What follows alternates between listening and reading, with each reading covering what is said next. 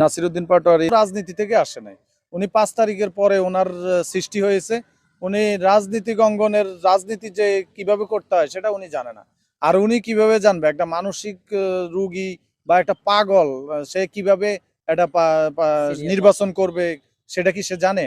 তাকে অন্ধকারে বন্ধ করে রাখাই উচিত এই পাগলটারে।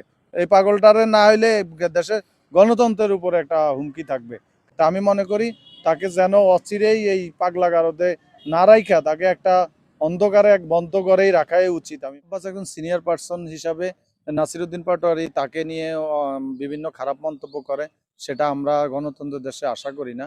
সে তার ভোটের অধিকার আছে বা সে দ্বারা নির্বাচন করবে, সেটা আমাদের কোনো সমস্যা নাই। কিন্তু এই যে তার ভোটারদের কাছে সে যাবে হলো সেটা হচ্ছে ভোট চাইবে, ভোট চাইতে যাইবে, ভোট চাইবে যে সে কিভাবে কি করবে এই আসনে বা ভোটারদেরকে কি উন্নয়ন করবে মানুষের জনগণের, সে সেটা না নিয়ে শুধু দুর্নীতি দুর্নীতি চাঁদাবাজ এই কথা ছাড়া সে আর কোনো কথা আমার মনে হয় জানে না। তবে আমার থেকে মনে হয় তার মানসিক সমস্যা আছে। তাকে পাবনা তাকে ভর্তি করানো উচিত আমি মনে করি, কারণ সে মানসিকভাবে ঠিক নেই। একজন সিনিয়র পার্সনের সাথে সে কিভাবে কথা বলতে হবে বা দেশের মানুষকে কিভাবে আশ্বস্ত করতে হবে সেটা তার জানা নাই। না, আমরা আসলে উনি তো রাজনীতি থেকে আসে নাই। উনি ৫ তারিখের পরে ওনার সৃষ্টি হয়েছে। উনি রাজনীতিক অঙ্গনের রাজনীতি যে কিভাবে করতে হয় সেটা উনি জানে না। আর উনি কিভাবে জানবে একটা মানসিক রোগী বা একটা পাগল সে কিভাবে একটা নির্বাচন করবে সেটা কি সে জানে?